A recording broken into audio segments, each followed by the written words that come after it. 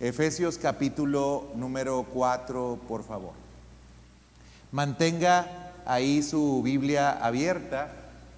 Déjeme, le digo y lo pongo en contexto. La carta a los Efesios que nosotros hemos estado predicando a lo largo de este tiempo es una carta escrita por el apóstol Pablo.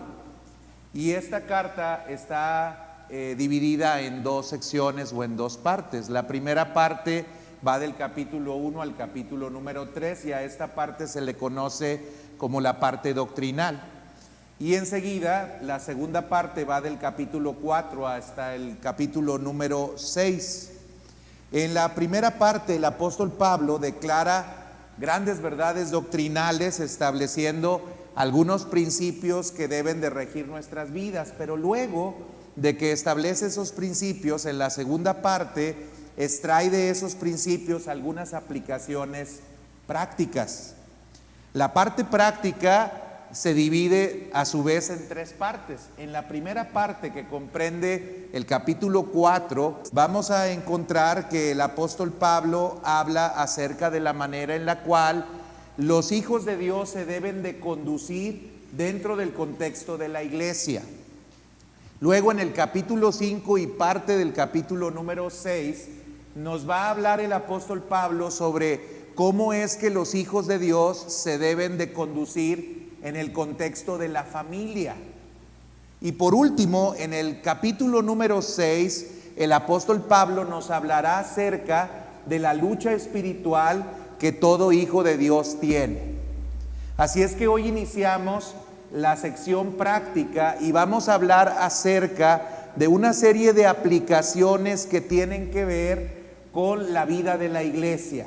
El apóstol Pablo ya nos ha dicho a lo largo de los 3 capítulos anteriores todo lo que nosotros somos gracias a la obra que Cristo ha hecho en nuestras vidas. Pero esa obra que Dios ha hecho en nosotros tiene una aplicación práctica, es decir, nosotros hemos sido transformados y cambiados por Dios, y Dios ahora demanda que porque nuestra condición ha cambiado, nuestra calidad de vida ha cambiado, entonces esto se debe de reflejar en nuestro caminar día a día. Tiene que haber una transformación en nuestra vida ética de una manera bastante notoria y bastante importante a través de la obra que el Espíritu Santo está haciendo en nosotros. Y Pablo entonces empieza, como les digo, a hablar acerca de algo que tiene que ocurrir con nosotros en el contexto de la iglesia. En la iglesia no estamos nosotros negados ni tampoco ignoramos que hay personas que son muy diferentes. Hay personas que tienen cierta preparación académica, otros tienen otra formación académica. Hay personas que pertenecen a algún estrato social, otros pertenecemos a otro estrato social. Hay personas que tienen determinados intereses y otros tienen otros intereses. En la iglesia hay personas que igual también tienen algunos anhelos y deseos que contrastan mucho con los demás. Y esto hace, incluso hasta por rasgos de carácter, que la relación entre la comunidad de la iglesia a veces sea difícil. Sin embargo, a pesar de la dificultad que estriba el que haya realmente una buena relación y haya comunión y haya unidad en la iglesia, el apóstol Pablo nos hace ver que esta es una necesidad y es un compromiso que nosotros debemos de adquirir. Debemos de procurar preservar la unidad.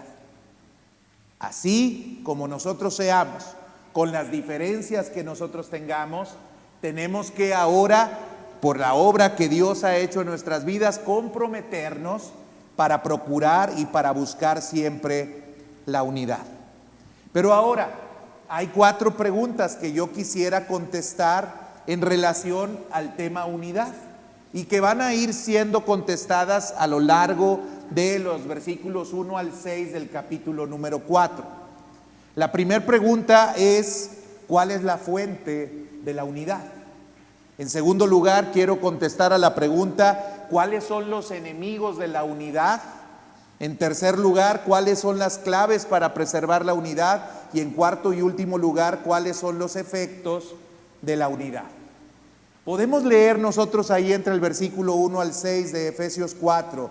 Yo pues, preso en el Señor, os ruego que andéis como es digno de la vocación con que fuisteis llamados, con toda humildad y mansedumbre, soportándoos con paciencia los unos a los otros en amor, solícitos en guardar la unidad del Espíritu en el vínculo de la paz, un cuerpo y un espíritu, como fuisteis también llamados en una misma esperanza de vuestra vocación, un Señor, una fe, un bautismo, un Dios y Padre de todos, el cual es sobre todos y por todos.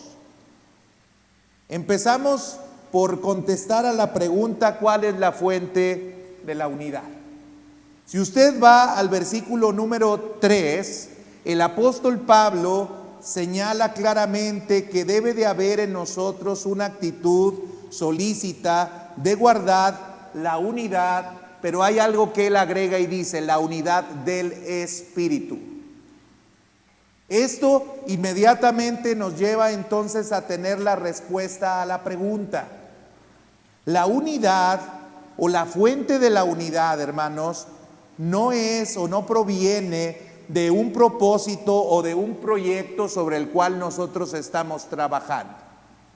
La iglesia La Vid tiene un propósito, tiene algunos objetivos, tiene algunas metas, pero la razón por la cual nosotros estamos unidos no es gracias al gran ingenio que nosotros tenemos para establecer propósitos, objetivos o metas.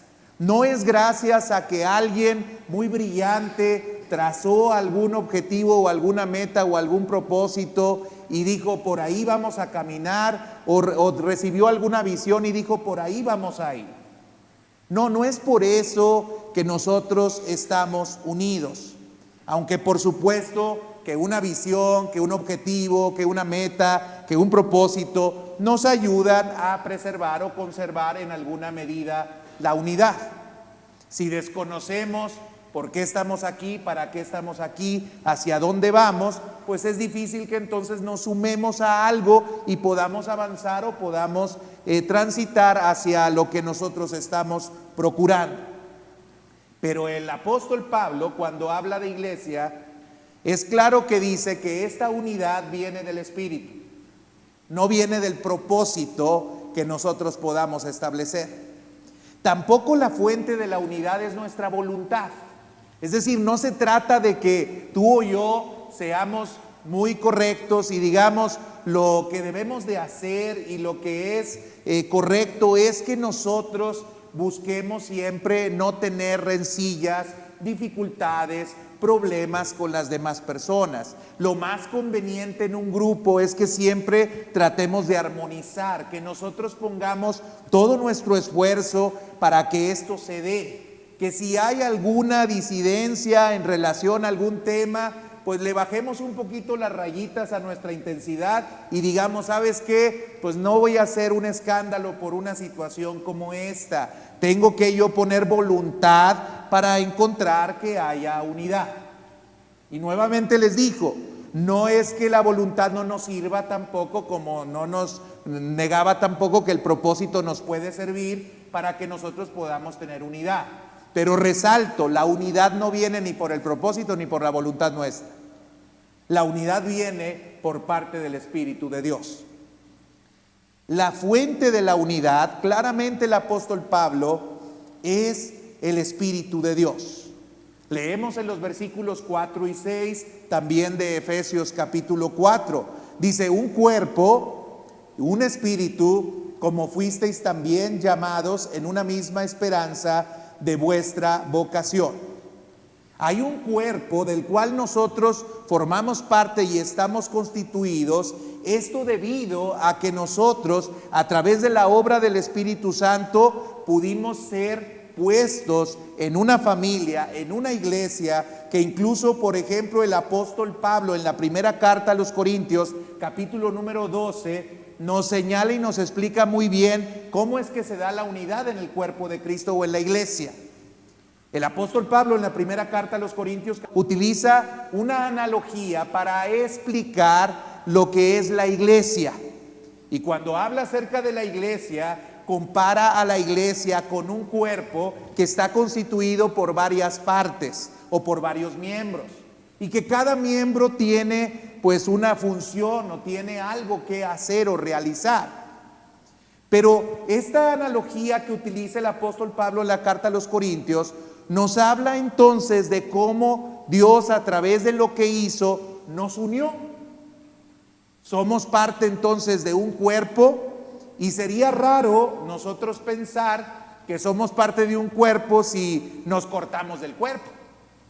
Por ejemplo, sería extraño decir que yo soy un pie que formo parte de un cuerpo si el pie fue cortado y arrojado a otro lugar y anda por sin ningún rumbo. La unidad se da precisamente, o la armonía se da precisamente porque estamos unidos entre sí. Dios nos llamó y Dios nos llamó para ser iglesia, nos llamó para ser un cuerpo. Esto lo hizo, por eso digo que no depende de nuestra voluntad, lo hizo porque Él en su gracia y en su amor nos escogió para que nosotros fuésemos parte de este cuerpo. Y no digo que la voluntad no juegue un papel importante, pero si Dios no hubiera tomado la iniciativa, nosotros no hubiéramos podido ser constituidos dentro de este cuerpo. En Corintios 12:13 dice, porque así como el cuerpo es uno y tiene muchos miembros, pero todos los miembros del cuerpo, siendo muchos, son un solo cuerpo, así también Cristo.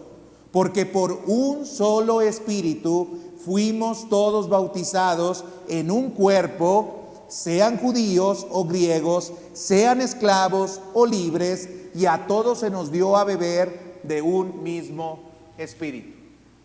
Claramente el apóstol Pablo, a través de las enseñanzas que está dando en la carta a los Efesios y en algunas otras de sus cartas, él señala que esta unidad obedece o se da gracias a la acción y al trabajo que el Espíritu Santo ha hecho en nosotros. Dice el versículo número 5, un Señor, una fe, un bautismo. Hay una esperanza, hay una fe y hay un bautismo porque tenemos un solo Señor. Este no es otro que Jesucristo, el único objeto de nuestra fe, de nuestra esperanza y de nuestro bautismo es precisamente Jesús. Y eso es lo que a nosotros nos permite también estar unidos. ¿Por qué estamos aquí o en torno a quién estamos aquí? No estamos en torno aquí porque ustedes son mis amigos o yo he encontrado cierta empatía de ustedes o consideración de ustedes o simpatía en ustedes. Estamos aquí no por eso, estamos aquí porque tenemos un Señor. Eso es lo que nos hace que nosotros podamos y permanezcamos aquí. Hay algunos que ya tenemos casi 10 años unidos. Y la verdad es que nos podríamos preguntar cómo. Es milagroso lo que ha sucedido. ¿Por qué? Porque no puedo negar que en algún momento hemos tenido diferencias. Porque no puedo negar que hay momentos en los cuales particularmente yo les he generado enojo. Porque regularmente siempre soy yo, El pastor tiene la culpa de todo. Entonces, pues bueno, yo también he sido objeto en mi imperfección, en mis fallas, en mis errores, pues de la molestia que a lo mejor genero en algunos de ustedes. Y a pesar de ello, aquí están. Pero están aquí no porque yo corregí eso, a lo mejor sí lo corregí porque estamos creciendo, porque estamos madurando, porque estamos alcanzando la estatura de la plenitud del varón de Cristo, el varón perfecto que es Cristo Jesús. Probablemente tenga que ver eso, pero no creo que en realidad sea esto. Estamos aquí porque nosotros tenemos un Señor, porque tenemos una misma fe. Incluso esa fe nos ayuda bastante porque esa fe nos compromete a algunas cosas. Entre algunas cosas que nos compromete, por ejemplo, nuestra fe es a perdonar. Entre algunas cosas que nos compromete nuestra fe, y ahorita lo vamos a ver, pues es a ser pacientes. Entre algunas cosas que nos compromete esa fe es que debemos de ser tolerantes. Entre algunas cosas que nos compromete esta fe es que debemos de ser amorosos, debemos de ser compasivos, debemos de ser misericordiosos. Y es eso entonces la obra del Espíritu Santo en nosotros, produciendo ese amor, esa tolerancia, ese fruto del Espíritu Santo en nuestras vidas, lo que hace que nosotros podamos estar unidos. Y gracias a Dios de veras, porque el Espíritu Santo está en nuestras vidas. Porque si no fuese así, hermanos, yo veo muy difícil que nosotros pudiéramos conservar esta unidad que tenemos y podríamos seguir caminando en muchas situaciones y circunstancias juntos. Pero es Dios, de Él es de quien proviene esta unidad y de nadie más. Sin embargo, hermanos, también es muy importante que nosotros identifiquemos cuáles son los enemigos de la unidad. Es decir, tenemos que estar apercibidos que aunque Dios nos ha dado unidad y gracias a esa unidad hemos podido sortear algunas circunstancias y situaciones, eventos de la propia vida y de la historia de esta congregación o de esta iglesia, debemos de saber, hermanos, que hay enemigos que siempre se oponen a que haya unidad. Y el principal enemigo sabemos que es Satanás.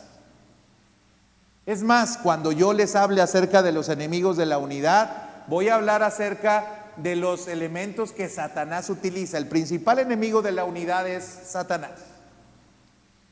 Satanás vino para matar, para hurtar y para destruir. Satanás viene a dividir. Hay una frase que usted conoce que dice: divide y vencerás.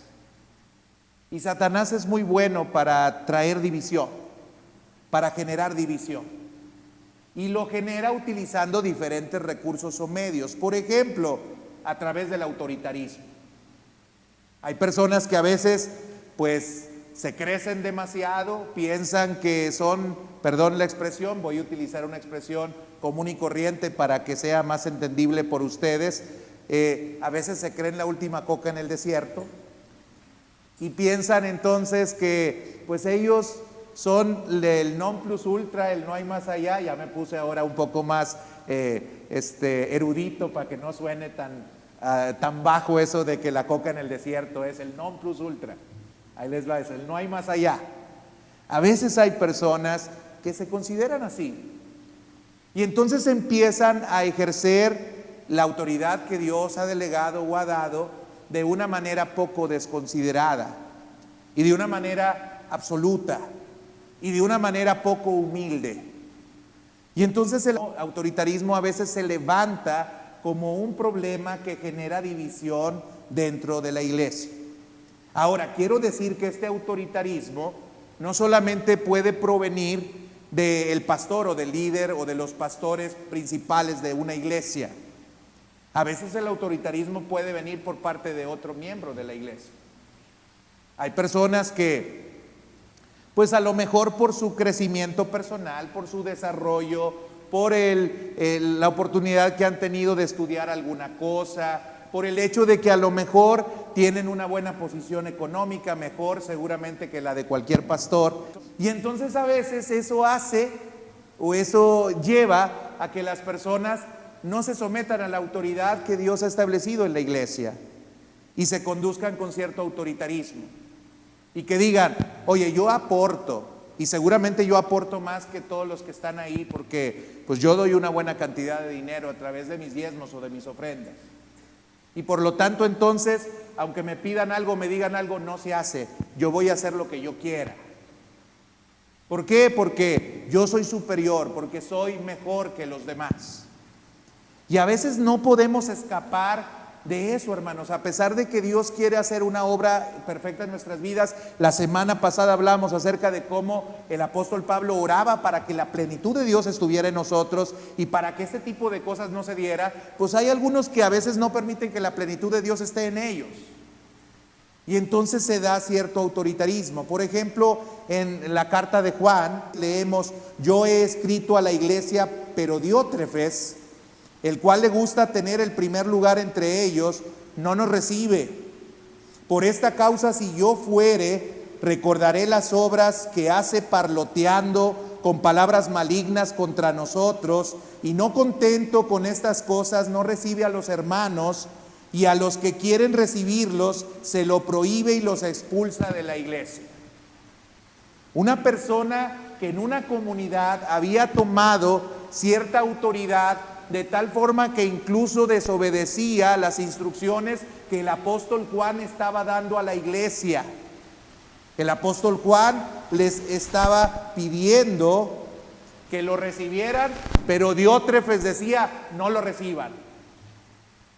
El apóstol Juan estaba diciendo, reciban a estos hermanos, pero esta persona que claramente dice este versículo, que había tomado el primer lugar entre ellos, se había crecido demasiado, decía, no lo reciban. Y ese fue un problema que generó división en esta iglesia a la cual el apóstol Juan le estaba escribiendo.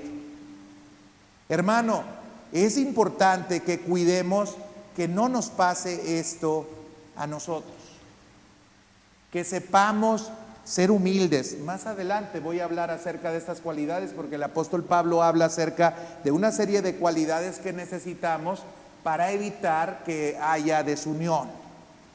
Pero uno de los principales problemas que genera esta desunión es el autoritarismo. Por otro lado, también encontramos en 1 Timoteo capítulo número 1, versículos 3 al 7, que otra cosa que puede generar división entre la iglesia son las doctrinas heréticas. Este es otro virus que puede llegar a destruir la vida de la iglesia.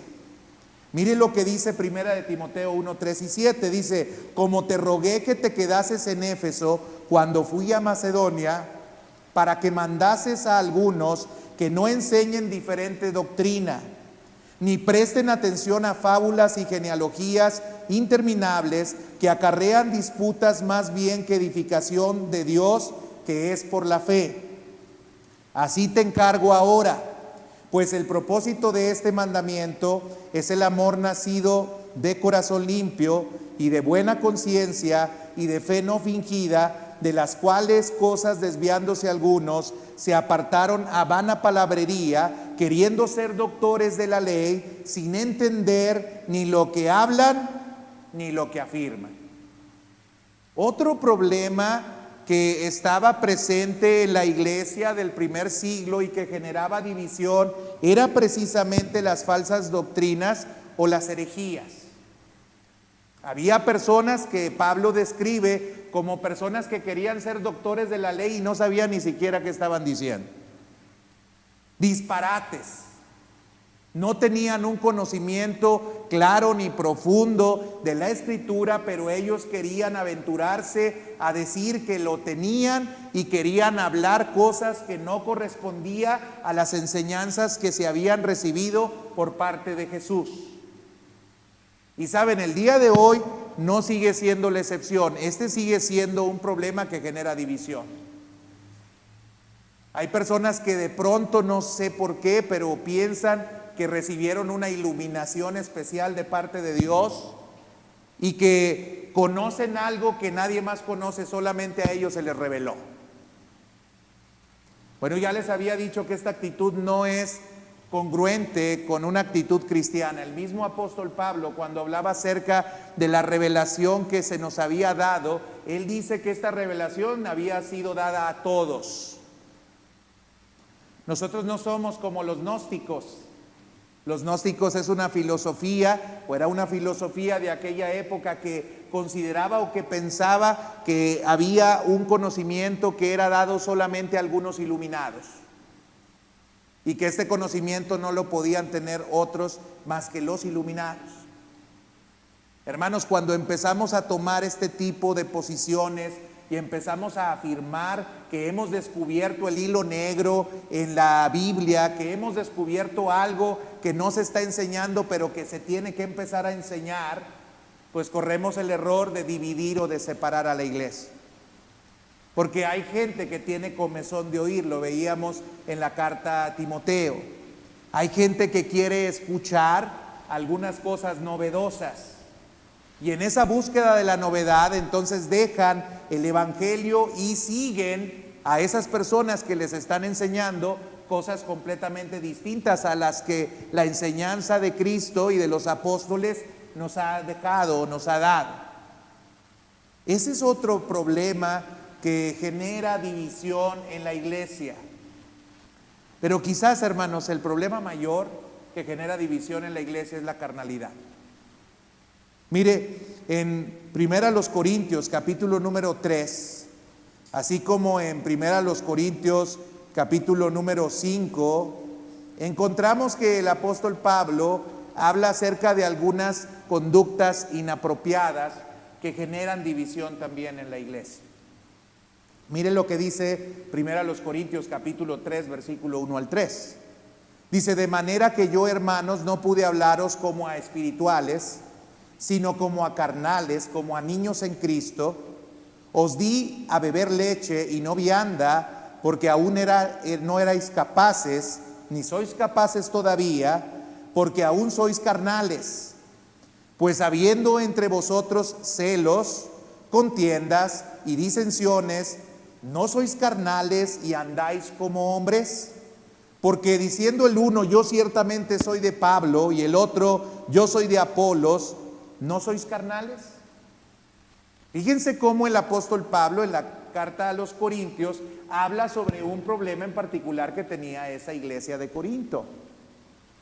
La iglesia de Corinto tenía la particularidad de ser una iglesia que tenía muchos dones, pero por esos dones que tenían se generaba competencia entre los miembros de la iglesia para ver cuál de los dones era el más espectacular.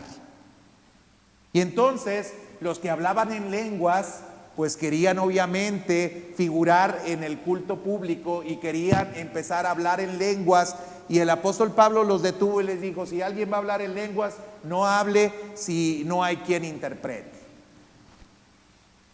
Ellos querían mostrar superioridad frente a los demás y contendían con sus hermanos por querer tener cierta preeminencia dentro de la iglesia, como el caso de Diótrefes.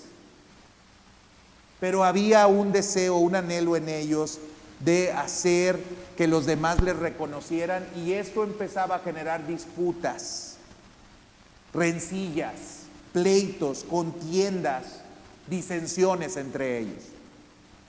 Otro de los aspectos que ocurría es que el apóstol Pablo pues empezaba a ser ya no santo de devoción de algunos.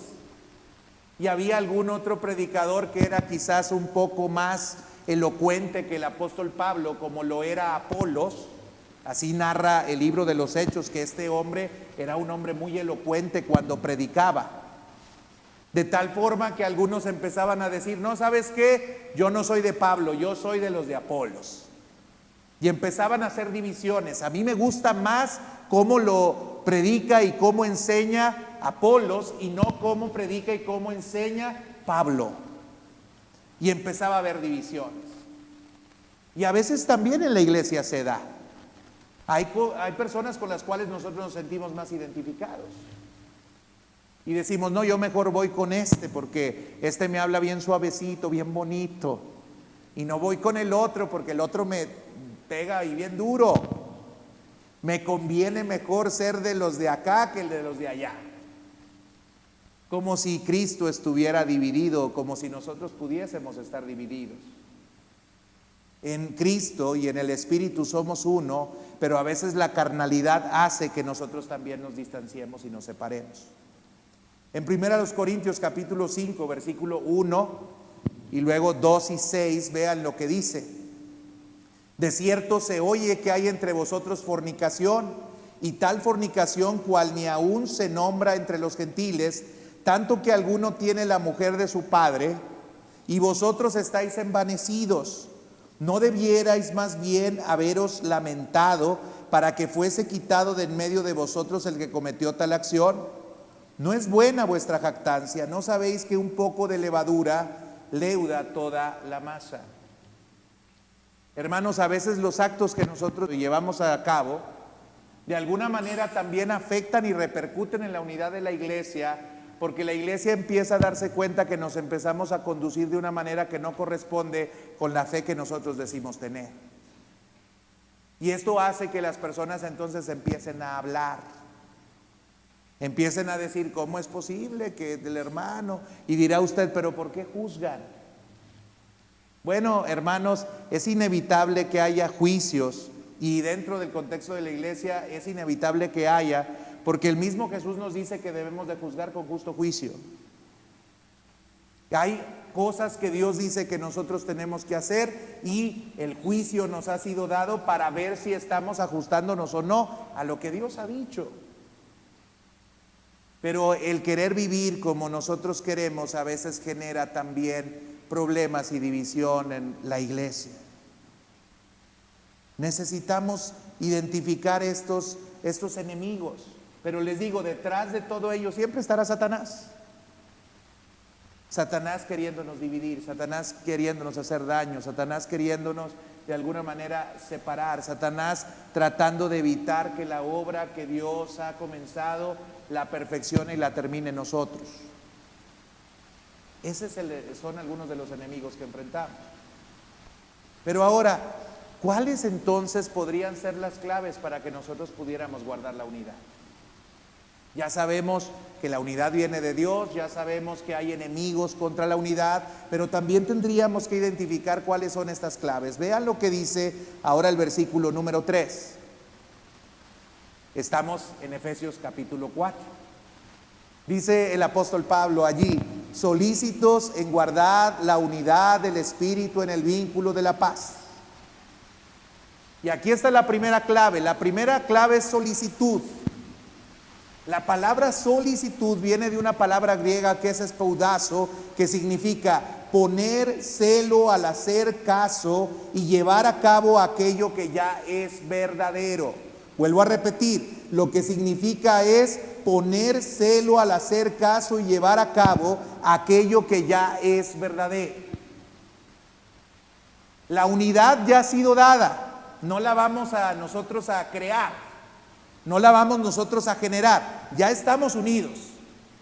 Pero lo que ahora se nos está diciendo es que nosotros la tenemos que preservar, y la tenemos que preservar con solicitud. Es decir, tenemos que hacer caso a lo que ya se nos ha dicho y que es verdadero. Nosotros estamos unidos y tenemos que entonces ser consecuentes con la unidad que nosotros de Dios hemos recibido. Usted ya está unido a mí, yo ya estoy unido a usted.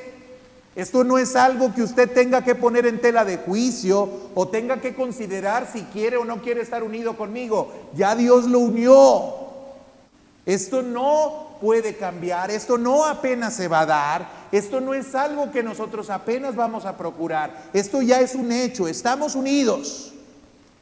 Pero tenemos que tener la actitud correcta, tenemos que hacer caso a lo que Dios ha dicho, ustedes son uno. Y así tenemos que vivir como que somos uno. Somos uno. Y tenemos que tener esa solicitud. Pero fíjense lo que sigue diciendo el apóstol Pablo. Os ruego que andéis, versículo 1 y 2, os ruego que andéis como es digno de la vocación con que fuisteis llamados. Y luego empieza a señalar una serie de cosas. Con toda humildad y mansedumbre, soportándonos con paciencia los unos a los otros en amor. Tenemos que primero aceptar que ya estamos unidos, esa es la primera clave. Lo segundo es que tenemos que nosotros andar como es digno de la vocación a la que fuimos llamados. Fuimos llamados a la unidad. ¿Y cómo podemos andar así? Empieza el apóstol Pablo a describir una serie de cosas que tendríamos que hacer para que nosotros andemos así. Y vea lo que dice, con toda humildad. Con toda humildad. Para que tú y yo podamos estar unidos, algo necesario es la humildad, hermanos. Si cada vez que uno encuentra alguna situación con su hermano, no se conduce de manera humilde, terminará separándose de su hermano. Si alguien no le baja la intensidad a las rayitas, si en alguien no cabe la prudencia, si alguien no deja pasar la ofensa, si alguien no deja mejor las cosas a un lado, entonces, hermanos, y se quiere salir solamente con la suya, entonces, hermanos, no será posible que nosotros permanezcamos unidos. Tenemos que ser humildes. Mire, hermanos, la humildad no es algo que se aprecie mucho en este mundo, De hecho, es algo que a nosotros nos dicen que está mal. Se nos ha enseñado que nosotros tenemos que tener una buena autoestima, que debemos de tener un buen autoconcepto. La psicología nos ha dicho que es importante que nosotros nos impongamos sobre los demás y no que los demás se impongan sobre nosotros. Ser humildes no está de moda, hermanos. Lo que está de moda es ser todo lo contrario. Lo que está de moda es ser soberbios, altivos. Hay frases incluso que nosotros conocemos que se han dicho que dicen, como te ven, te tratan. Y entonces te dicen, tienes que tener una actitud para que los demás se puedan sujetar y se puedan someter. Entonces, tú no puedes llegar así sencillo y humilde a un lugar porque entonces como te ven, te van a tratar. Y esto nos lleva a veces a conducirnos entonces de una manera altiva. Yo me voy a poner saco para que sepan que soy el pastor y que como traigo saco, el que trae saco es más. Pues no, hermanos, el saco no nos hace nada, ¿verdad? Pero hay personas que piensan que el saco va a hacer la diferencia. Nos conducimos incluso con mucha altanería, las formas que tenemos, las maneras en las cuales les hablamos a las personas, la forma en la cual les decimos a los demás que deben de hacer las cosas, no manifiestan muchas veces humildad. Y cuando no hay humildad, es muy difícil que nosotros podamos permanecer unidos a alguien. Yo creo que les he compartido esta ilustración de aquella época de la guerra civil estadounidense, cuando en alguna ocasión un caballero que iba en su caballo estaba viendo cómo algunos soldados estaban tratando de sacar una carreta que se encontraba ahí empantanada en el lodo.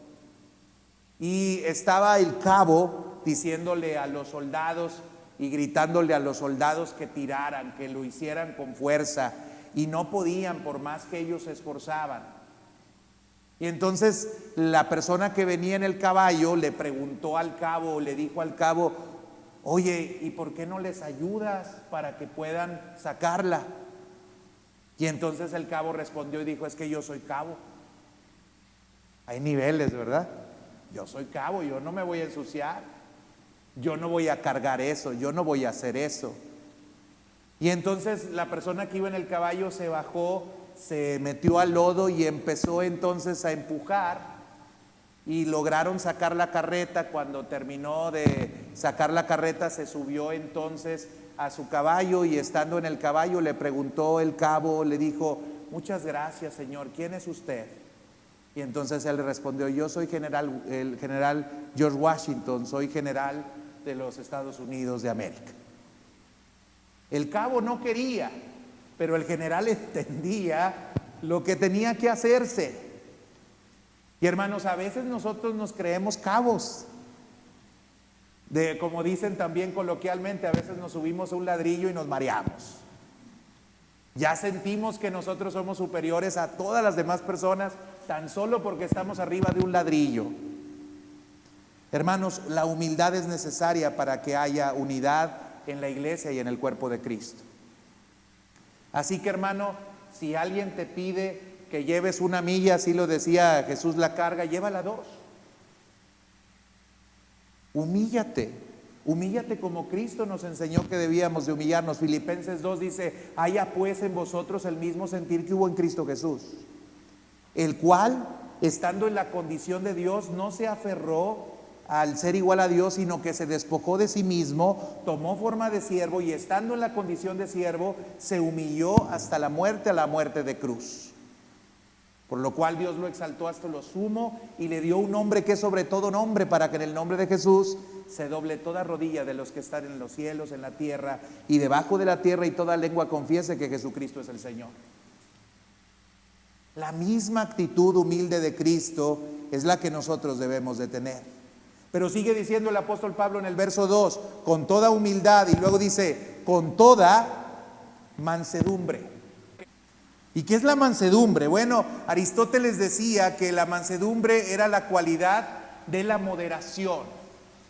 Es un término que se usaba regularmente para hablar acerca de algunos animales que ya estaban domesticados. Así que, hermanos, de ninguna manera podemos decir que la mansedumbre es un rasgo de debilidad, sino todo lo contrario. Es un rasgo de fortaleza. Miren, hay algunas personas que consideran o que piensan o que creen que nosotros manifestamos un carácter fuerte cuando nosotros no tenemos control de nuestros impulsos, le gritoneamos a quien sea, le hablamos mal a quien sea, y entonces decimos, y así la gente se sujeta, y así la gente entiende, y así la gente se somete a lo que yo digo, porque tengo un carácter fuerte. No, eso es mostrar al contrario un carácter débil, porque evidencias que no tienes control y que no tienes dominio de tu carácter.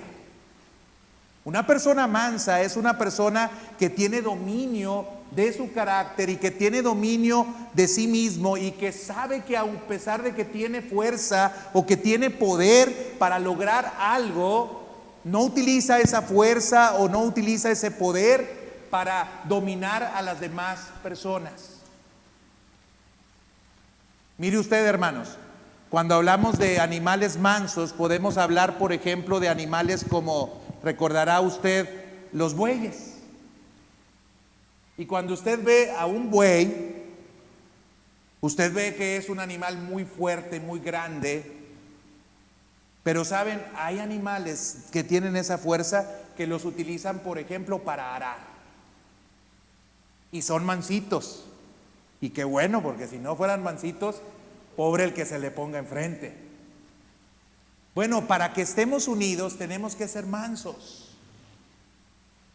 Tenemos que saber que aunque tenemos cierta fuerza o tenemos cierta capacidad, no vamos a utilizar esa fuerza y esa capacidad para dañar o para lastimar a otra persona o para imponernos sobre otras personas. Pero hay personas que lo que tienen lo usan para lastimar a otros y para imponerse sobre otros. Eso no genera unidad.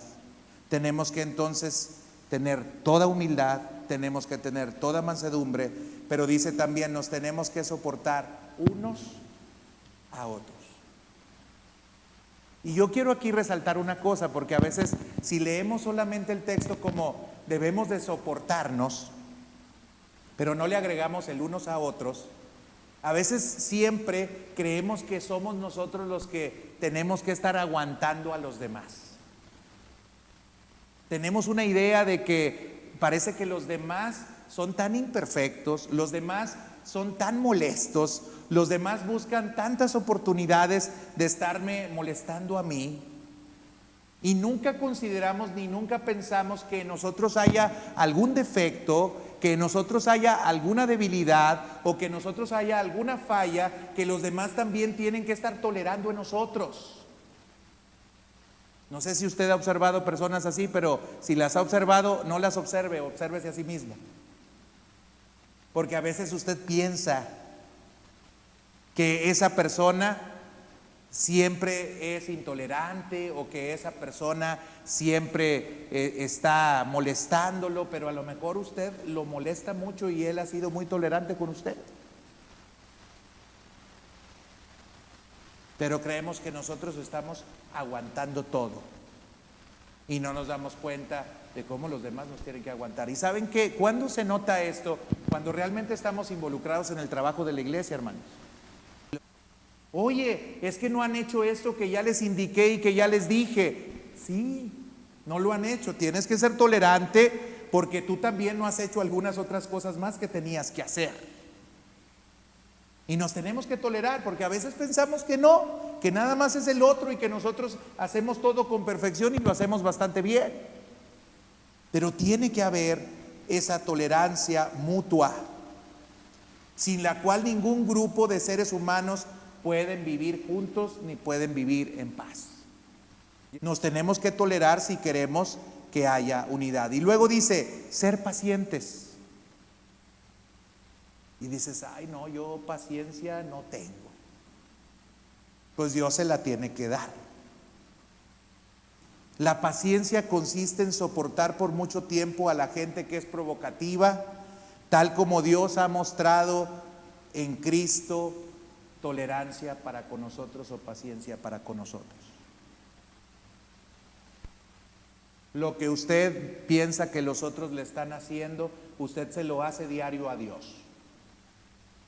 Y Dios es paciente y compasivo porque quiere que todos lleguen al arrepentimiento y les da oportunidad a usted de que se alinee para que no le vaya mal. Y esa paciencia es la que nosotros también debemos de demostrar a las demás personas. Y por último, hermanos, amor. Mire cómo el apóstol Pablo habló acerca del amor en 1 Corintios capítulo 13, versos 1 al 8. Si yo hablase lenguas humanas y angélicas y no tengo amor, vengo a ser como metal que resuena o címbalo que retiñe, y si tuviese profecía y entendiese todos los misterios y toda ciencia, y si tuviese toda la fe de tal manera que trasladase los montes y no tengo amor, nada soy.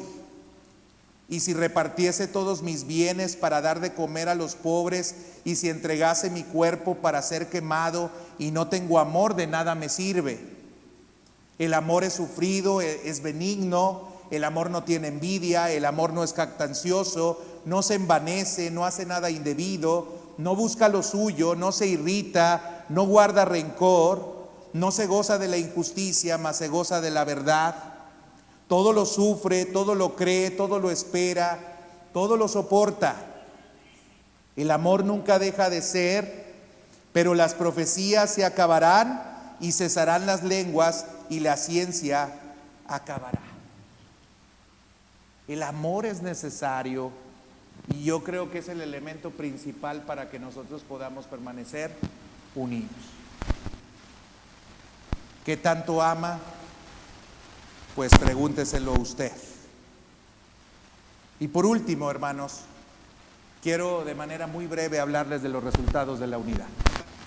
Dice Juan del 20 al 23, mas no ruego solamente por estos, sino también por los que han de creer en mí por la palabra de ellos, para que todos sean uno, como tú, oh Padre, en mí y yo en ti, que también ellos sean uno en nosotros, para que el mundo crea que tú me enviaste. La gloria que me diste, yo les he dado para que sean uno, así como nosotros somos uno.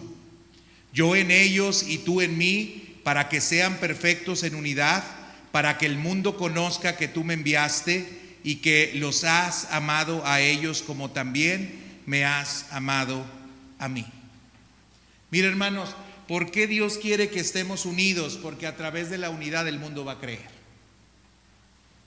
Nosotros podemos decir mil cosas, hablar mil cosas, pero si la gente nos ve desunidos y no ve el amor de Dios en nosotros, entonces, hermanos, el mundo no va a creer en la obra que Dios puede hacer. El mundo en el que vivimos es un mundo que está completamente dividido, hermanos. Divididos por raza, divididos por lenguaje, divididos por cultura, divididos por la clase social, divididos por los intereses, divididos por la política. El mundo en el que nosotros vivimos es un mundo de divisiones, de clasificaciones. Es un mundo en el cual hay muchos grupos y subgrupos. Y si nosotros no nos manifestamos de manera diferente, entonces el mundo no va a creer. El mundo va a decir, es exactamente lo mismo que sucede allá afuera. Si nosotros, hermanos, no podemos romper con esas barreras que Dios además dijo ya rompió, y no podemos preservar la unidad que Dios dijo que ya nos dio, el mundo no va a creer, hermanos. Si seguimos hablando los unos de los otros, si seguimos nosotros apartándonos de los demás, si seguimos nosotros creyéndonos más que otros, si seguimos nosotros poniendo ciertas distancias con los demás, hermanos, el mundo no va a creer jamás. Lo maravilloso, hermanos, de la iglesia es que Dios hizo un solo cuerpo. De entre muchas personas, Dios hizo un solo cuerpo. Los judíos pensaban que no podían tener trato con los gentiles, pero Dios los sorprendió y les dijo: no, esto no solamente es para ustedes judíos, es para todo aquel que en Él cree. La salvación no solamente es para uno, es para todos. Y yo puedo crear un cuerpo y yo puedo hacer que ustedes estén unidos a pesar de que sean muy diferentes y a pesar de que ustedes crean que es muy difícil comulgar o estar en comunión.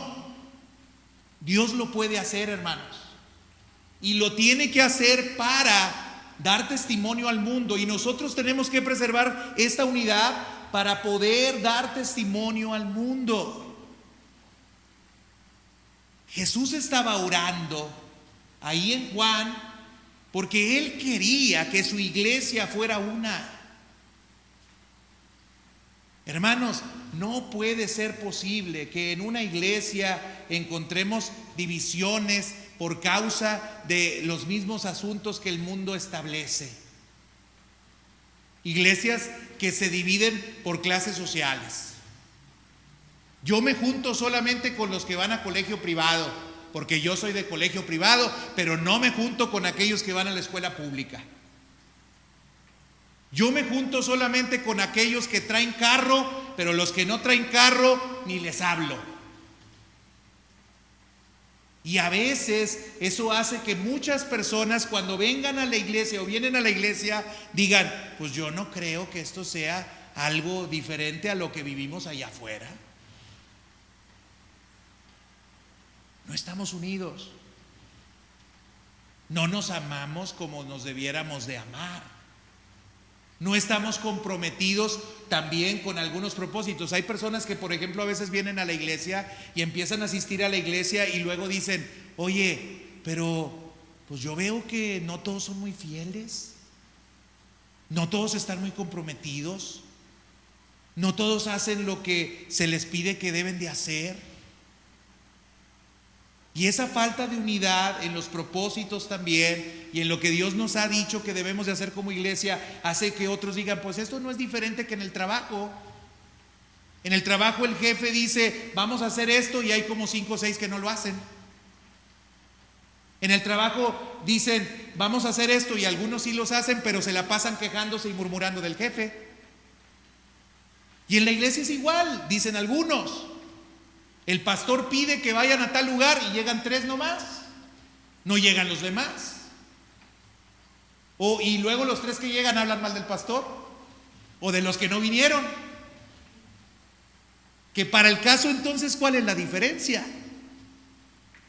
Por eso entonces es que Jesús estaba orando y decía: tienen que ser uno, tienen que ser mansos, tienen que tolerarse, tienen que amarse, tienen que hacer estas cosas que Dios dice que tienen que ser pacientes.